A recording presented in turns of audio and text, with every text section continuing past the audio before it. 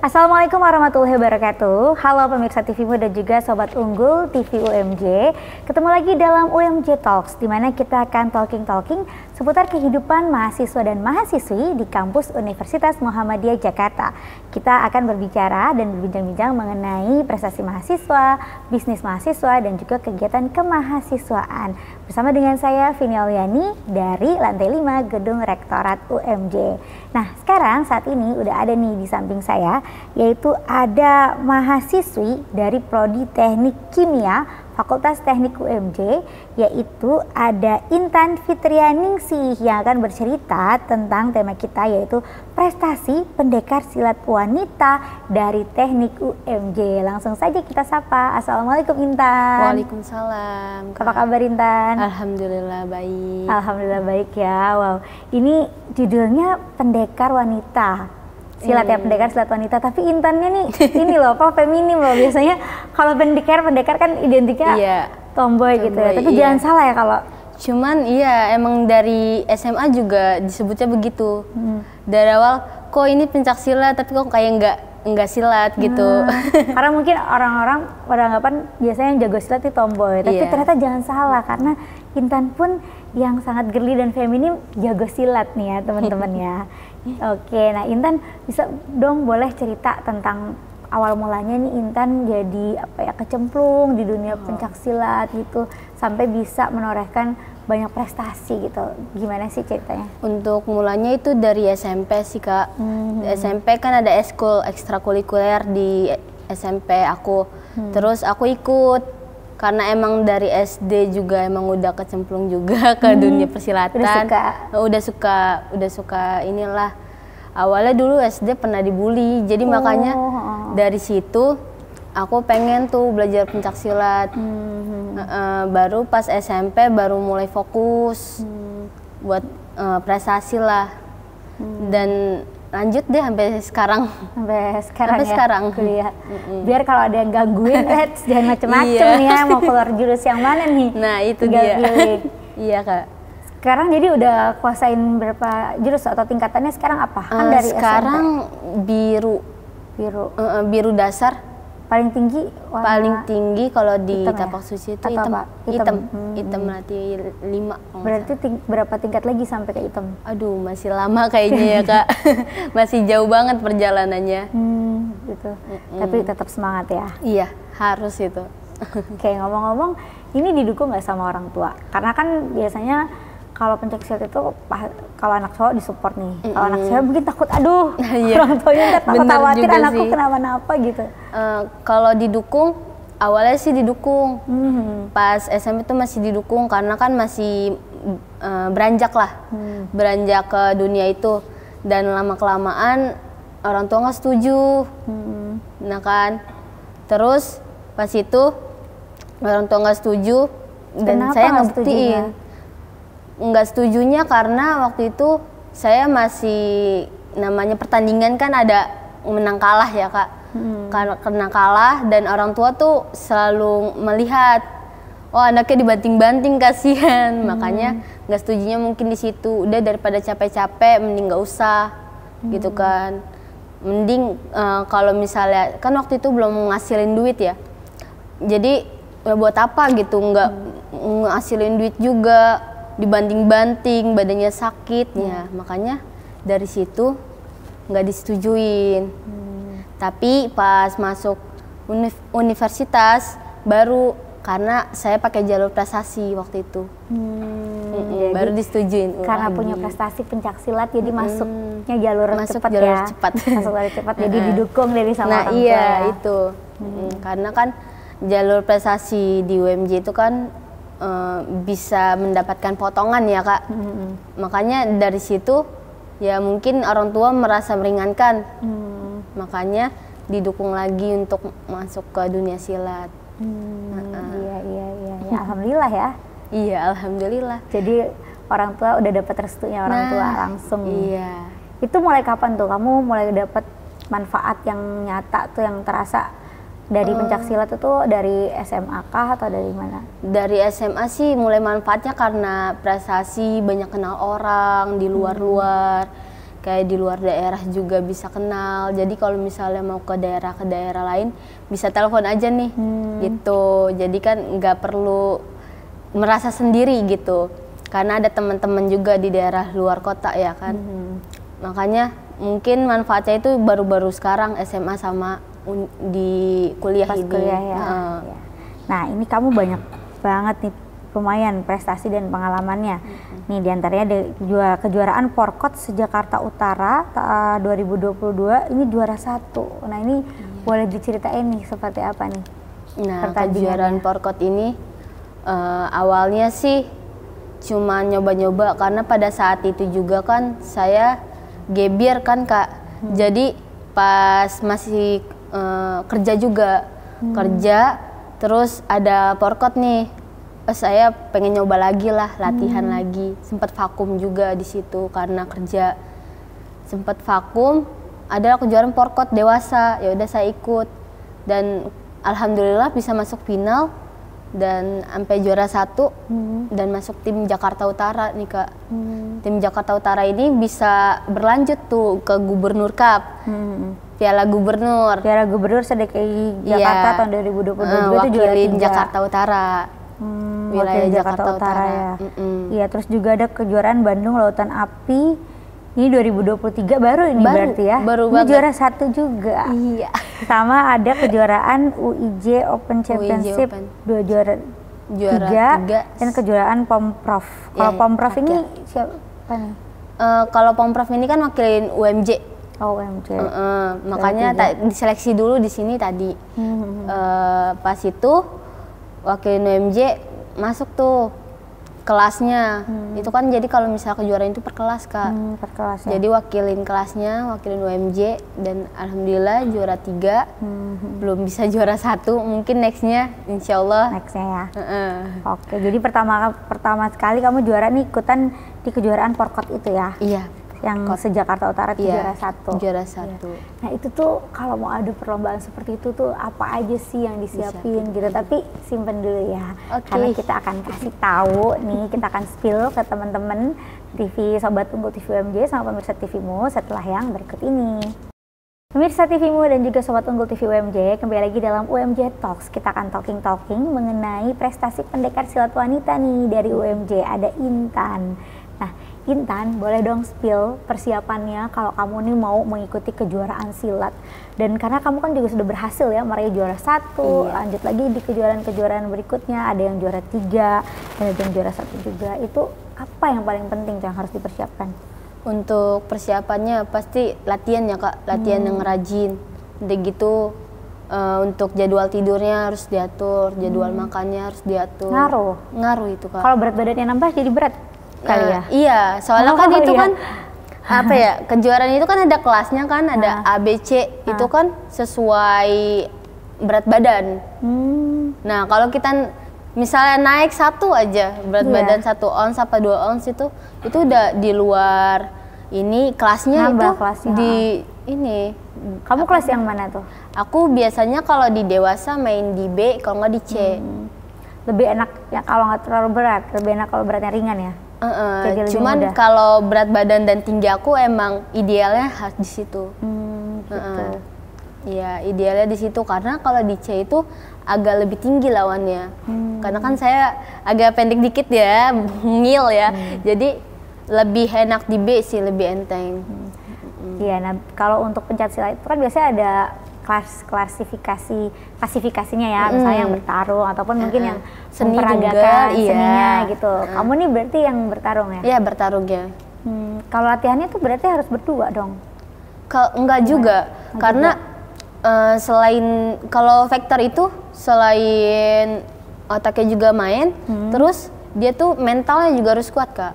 Mentalnya sama fisiknya. Mentalnya tuh kayak gimana? Mentalnya kalau misalnya lawannya tinggi ini, atau gimana? iya, kita udah ngedown ya kan. Jiper duluan ya. Iya, jadi udah ngedown duluan kan. Jadi wah ini lawannya tinggi nih ini. Jadi bukannya fokus buat pertanding, malah udah ngedown tuh udah buyar semua. Apapun yang di pertandingan, kalau buyar itu susah Kak. Berarti harus jaga PD-nya sama yakin ya? Iya, harus yakin itu. Kalau udah buyar itu, apalagi kalau udah ketemu lawan yang misalnya udah punya pengalaman lebih dari kita, itu tuh bisa nurunin mental kita. Nah itu gimana tuh? Karena kita nggak tahu nih nanti lawan nyerangnya gimana nih, kita buat ancang-ancangnya, jaga-jaganya gimana nih gitu. Iya, dan di sebelah kiri kan biasanya ada coachnya yang mendampingi, jadi paling diarahin dari coachnya. Dari coachnya pas latihan gitu. Pas latihan, terus pas di pertandingan juga diarahin Kak. Jadi babak pertama mungkin main sendiri, misalnya spesialisnya gitu, spesialis tendangannya apa, main dulu. Baru nanti pas babak kedua baru diarahin sama coachnya kita. Gitu. Iya, harus bisa baca lawan juga. Harus bisa baca lawan juga ya. Dia ngeluarin apa, kan harus serangannya apa, terus balasnya apa. Kan itu udah diajarin di latihan. Pernah nggak kamu menghadapi lawan yang tangguh, terus misalnya kamu jadi cedera atau jatuh gitu? Oh iya, kalau untuk cedera paling biasanya bengkak sih kayak. Kakinya? Kakinya bengkak karena sering keadu mungkin. Nah kalau untuk cedera patah, jangan sampai ya. Iya ya Allah jangan sampai. Belum ya, jangan sampai. Bahaya juga kalau udah patah kan masih muda, kasihan gitu. Tapi tuh kamu pernah sampai bengkak itu nggak kapok tuh? Enggak, karena mungkin hobi ya Kak. Karena hobi ya. Paling orang tua tadi yang was-was ya. Paling nggak dikasih tahu. Nggak dikasih tahu. Tapi hebat loh karena udah seneng ya. Iya, karena udah hobi mungkin ya. Jadi ya berjalan terus saja. Iya. Nah ini kan kamu udah pernah ada 5 kali juara ya. Iya. Dari 5 kali juara tuh mana yang paling berkesan gitu? Paling yang di Bandung Lautan Api sih Kak. Kenapa tuh Bandung Lautan Api? Karena selain saya jadi atlet, saya juga jadi guru juga, jadi coach juga. Saya bawa anak murid. Oh iya. Iya mungkin pengalaman berkesannya itu karena pertama kali bawa anak murid di situ juga. Jadi selain bertanding, anak muridnya juga tanding? Iya. Itu dia. Ini kamu pas kuliah? Berarti sambil ngajar ya? Iya, sambil mengajar. Ngajar coach ya, jadi coach pencaksilat. Makanya yang tadi kakak bilang, ininya apa, benefitnya itu ya ngajar juga benefit sih Kak. Karena buat nambah uang jajan itu kan jadi benefitnya udah kelihatan lah. Jadi orang tua setuju karena itu juga, karena termasuk pekerjaan. Iya. Selain pencaksilat ini kamu ada ikut kegiatan kemahasiswaan lainnya? Oh, untuk kegiatan mahasiswa ada IMM sama himpunan paling Kak. Himpunan? Iya, himpunan teknik kimia. Oh, himpunan teknik kimia. Sama IMM. Oh, IMM. Iya, pengen nyoba juga sih awal-awal. Karena temen ikut IMM jadi ikut aja. Iya. Apa yang kamu rasakan manfaatnya dengan ikut banyak juga kegiatan organisasi? Paling kenal banyak orang, pengalamannya luar biasa, dan ilmu-ilmu yang diajarinya kan tentunya berbeda kan sama pencaksilat. Jadi pengen tahu aja nih ini gimana sih IMM ini, terus TS gimana. Kita kan harus banyak ilmu juga kuliah. Cuman bukan pulang kuliah ya, kupu-kupu. Tapi ada juga kegiatan organisasi, nambah relasi. Benar. Iya.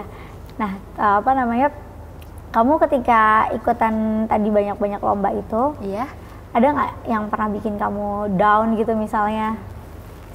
Pernah sih Kak, pada saat pas di Piala Gubernur kemarin.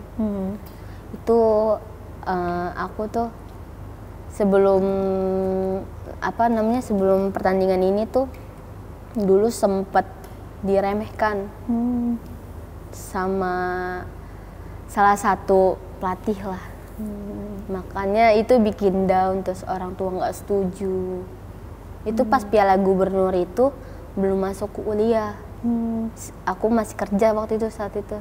Berarti peralihan dari SMA sempat kerja dulu ya, baru lanjut kuliah. Baru terjun kuliah. Nah makanya itu bukan bikin down sih, karena nggak boleh sama orang tua. Terus ini sempat di ini nama pelatih. Underestimate. Iya. Tapi akhirnya gimana? makanya dari situ aku ngebuktiin dengan cara prestasi.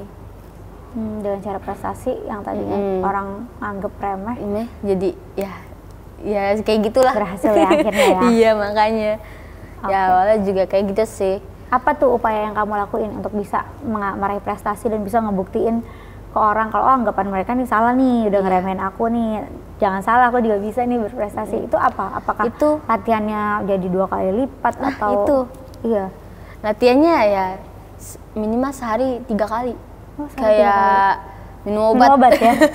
Iya. Di rumah apa di tempat latihan atau biasanya kalau di tempat latihan sekali doang. Paling di rumah kayak jogging biasa. Terus latihan biasa. Iya, jogging. Gitu ya? Ngaruh Kak. Ngaruh ke ini apa namanya? Fisik. Prima ya. Fisiknya jadi prima. Jadi fisiknya bagus. Padahal kan kalau factor itu kan cuman bukan pikiran doang, tapi mental, fisik juga. Kalau fisiknya dia lemah atau gimana, nanti kan di pertandingan lebih capek dibanding latihan gitu. Mending tepar di latihan dibanding tepar di pertandingan. Nah itu. Ada pantangan nggak misalnya nggak boleh makan apa atau apa? Itu. Apa tuh? Kalau tantangannya paling nggak boleh minum es. Nggak boleh minum es? Gimana tuh? Susah gampang ya. Iya. Tapi emang nggak suka minum es? Kalau es malah sering. Jadi pas mau latihan puasa es dulu dong ya? Kalau mau tanding baru puasa es. Ya? Aduh demi ya. Nggak boleh makan pedas. Nggak boleh makan pedas? Iya. Yang enak-enak semua ya? Iya, pokoknya yang enak nggak boleh. Emang harus ada yang dikorbankan ya? Nah itu dia Kak.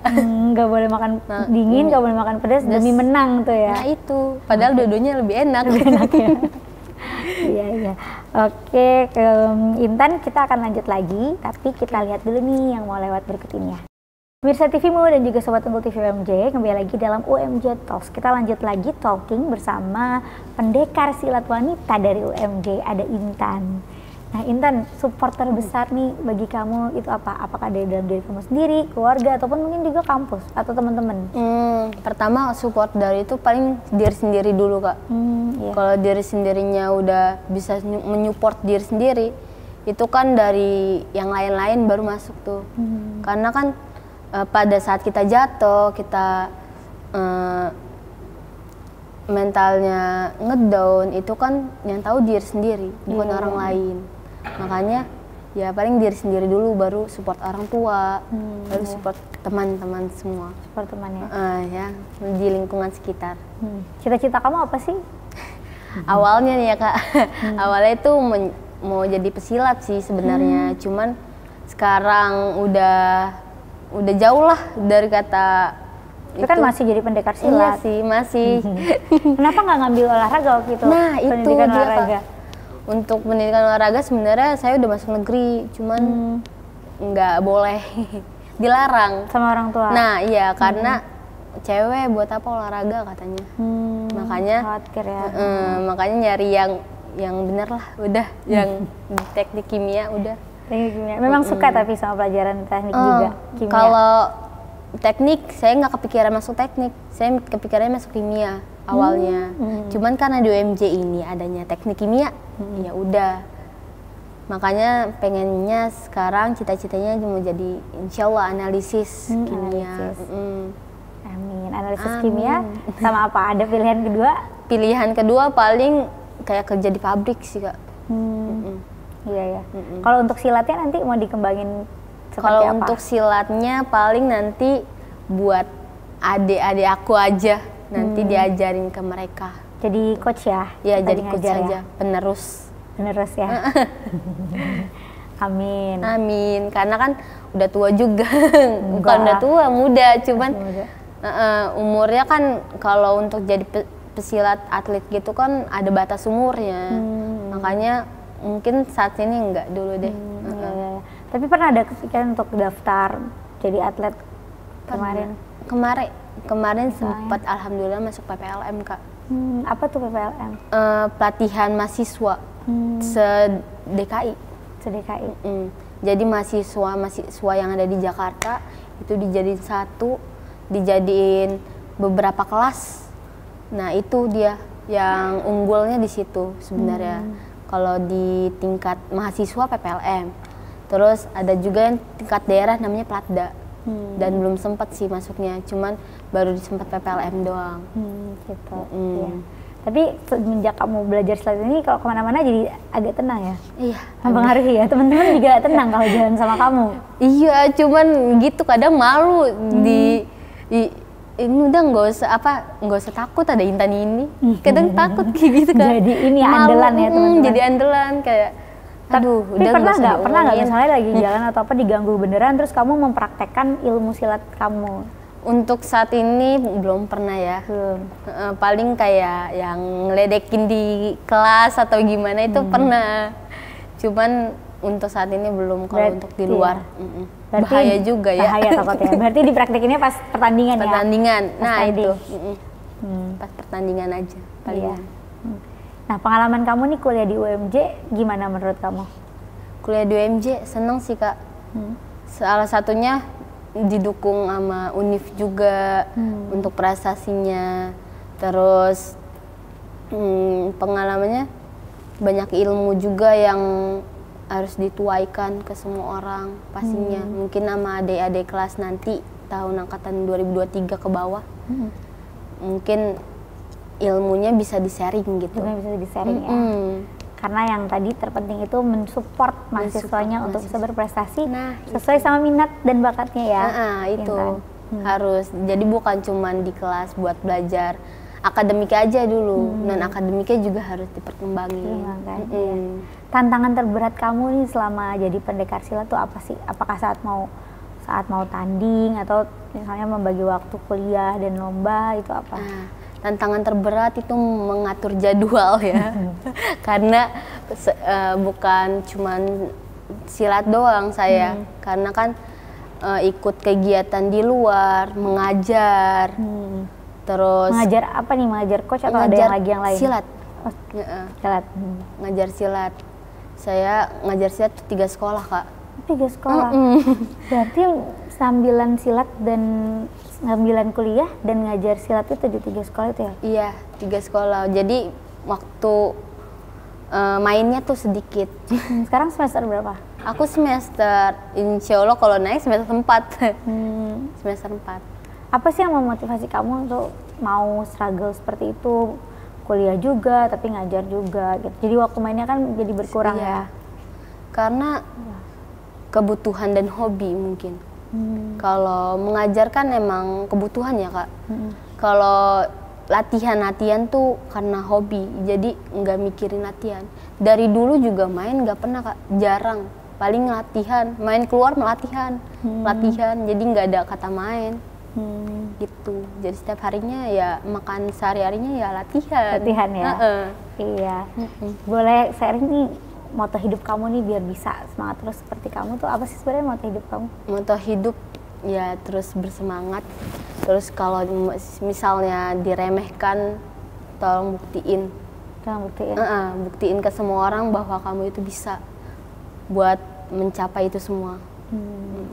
Mencapai tujuannya. Itu moto hidup kamu ya? Iya. Kalau pesan-pesan buat teman-teman TV UMJ dan juga Sobat Unggul TV UMJ dan pemirsa TV-mu biar bisa semangat juga berprestasi, semangat kuliahnya tadi dan meraih apa yang dicita-citakan, diimpikan.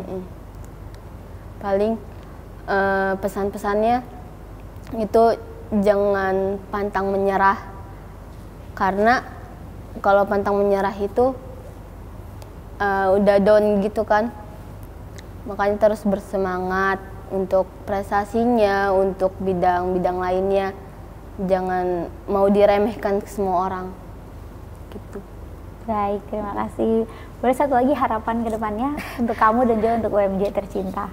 Harapan ke depannya untuk UMJ ya semoga semakin meningkat lagi prestasi mahasiswanya, terus relasinya, terus disupport lagi lah yang buat maju ke prestasi gitu. Kalau untuk diri kamu sendiri? Kalau untuk diri sendiri pasti ya lebih bersemangat lagi ya untuk berkembang prestasinya, terus akademiknya juga. Ya udah itu aja cukup. Baik, amin. Mudah-mudahan apa yang diharapkan tadi bisa terwujud dan tercapai ya Intan ya. Amin. Sukses selalu untuk studinya, juga untuk prestasi-prestasi dan tadi kerjaannya juga ya Intan. Terima kasih Intan. Iya, sama-sama Kak. Baik pemirsa TVmu dan juga Sobat Unggul TV UMJ, alhamdulillah tadi kita sudah mendengarkan sharing-sharing dari Intan tentang pengalamannya dalam meraih yaitu prestasi pendekar silat wanita dari UMJ. Mudah-mudahan apa yang disampaikan bisa memberi manfaat yang sebesar-besarnya dan juga memberi semangat untuk kita semuanya. Amin amin ya rabbal alamin. Dan kini tiba saatnya kita untuk pamit undur diri. Saya Evini Auliani juga bersama dengan Intan dan seluruh kerabat kerja yang bertugas, kami mohon undur diri pemirsa. Sampai jumpa di lain kesempatan dalam episode selanjutnya. Wassalamualaikum warahmatullahi wabarakatuh.